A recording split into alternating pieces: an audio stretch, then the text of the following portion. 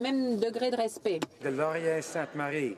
Monsieur le Président, le gouvernement a enfin rendu public son rapport sur l'utilisation d'armes canadiennes en Arabie saoudite. Il dit qu'il n'y a aucune preuve que les armes aient été utilisées pour violer les droits de la personne. L'ONU, les groupes de défense des droits de la personne disent que le recours à la force n'était ni proportionné ni nécessaire.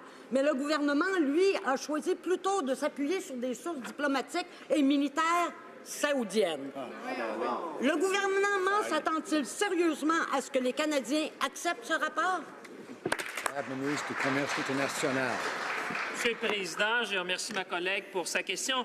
Notre gouvernement a récemment annoncé son appui à un système d'exportation d'armes plus fort et plus rigoureux.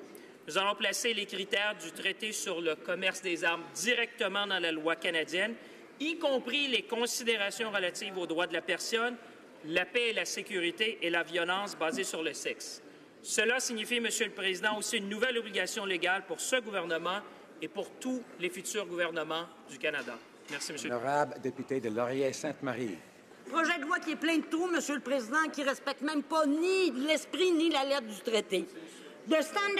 La norme pour l'exportation des armes canadiennes n'est pas une preuve acceptable pour utiliser les armes pour violer les droits de la personne.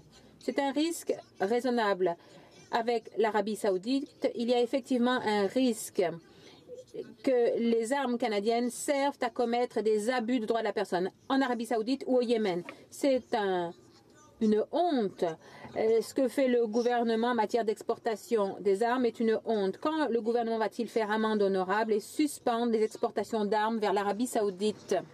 Le ministre du Commerce international. Monsieur le Président, encore une fois, je remercie ma collègue de sa question. Comme vous le savez, Monsieur le Président, notre gouvernement veut veiller à ce que le Canada ait des contrôles sur les exportations, des contrôles robustes et transparents. Nous sommes fiers d'avoir proposé le projet de loi C-47 qui permettra au Canada d'accéder au traité sur le commerce des armes. J'aimerais remercier tous mes collègues ici présents qui ont participé aux travaux en comité. Nous avons fait beaucoup de progrès pour créer une nouvelle norme pour l'exportation des armes. Ça correspond aux attentes des Canadiens. C'est ce que nous faisons.